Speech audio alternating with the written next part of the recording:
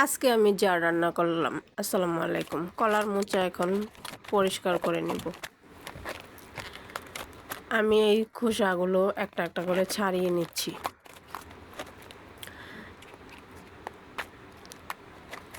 এরকমভাবে ছাড়িয়ে নেওয়ার পরে এগুলো বেছে নিতে হবে। এগুলোর ভিতরে কিন্তু একটা ম্যাচের কাঠির মতো আর একটা নৌকার মতো শক্ত থাকে, ওটা কিন্তু ফেলে দিতে হয়। সবগুলো খোসা ছাড়ানো হয়ে গেলে আমি এভাবে ছাড়িয়ে নেব। ছোটোবেলায় এই কলার খোসাগুলো দিয়ে কিন্তু আমরা খেলা করতাম। আপনারাও কি খেলা করছেন? কলার মোচা খেতে কিন্তু মজা, কিন্তু এটা পরিষ্কার করাটাই কষ্টকর। পরিষ্কার করার সময় হাতে একটু তেল মাখিয়ে নেবেন, কাটার সময় বটিতেও একটু তেল দিয়ে নেবেন, তাহলে কষটা খুব সহজেই উঠে যায়। এখন প্রত্যেকটা থেকে এই মেছের কাঠির মতো আর নৌকার মতো একটা যে খোসা থাকে ওটা আমি ছাড়িয়ে নেব। এরকমভাবে একটা একটা করে ছাড়িয়ে নেওয়া হয়ে গেলে আমি তারপর কেটে কুটে নিব। দেখেন কতগুলো হয়েছে এগুলো ছাড়িয়ে নেওয়ার পরে। এখন আমি এই কলার মোচাটাকে সুন্দর করে কুচি কুচি করে নিব। আমি কিন্তু কলার ভিতরে যে নরম একটু উপরের শক্তগুলো ফেলে দিয়ে নরমটুকু কিন্তু রেখে দিছি। অনেকে আছে একবারে ওই যে কচি খোসাটা পর্যন্ত ফেলে দেয়, আমি কিন্তু ফেলি নাই।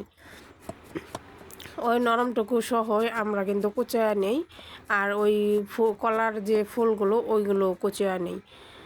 সুন্দরভাবে কুচায়া তারপরে পানিতেই রাখছি যেন কালো না হয়ে যায়। কলার মোচাতে রয়েছে অনেক প্রোটিন, খনিজ। কলার মোচা বেশি বেশি খেলে দেহের অনেক উপকারে আসে। কলার মোচা কাটার পরে বটিতে কিন্তু অনেক কষ লাগে। তখন আপনারা পাতিল মাজার যে তারের সুবাটা থাকে ওইটা দিয়ে বটিটা ডলা দিবেন, দেখবেন একদম সাদা দবদবে হয়ে গেছে। আমারও কলার মোচা বাছতে কিন্তু ভালো লাগে না, কিন্তু আমার হাজব্যান্ড অনেক পছন্দ করে। কেটে ধুয়ে আমি সিদ্ধতে বসিয়ে দিলাম। এখন একটু লবণ দিয়ে দিলাম। সাথে একটু তেজপাতা দিয়েছিলাম রান্না করার সময়, ওই ভিডিওটুকু করতে পারিনি। এখন তেজপাতাগুলো তুলে ফেলে দিচ্ছি।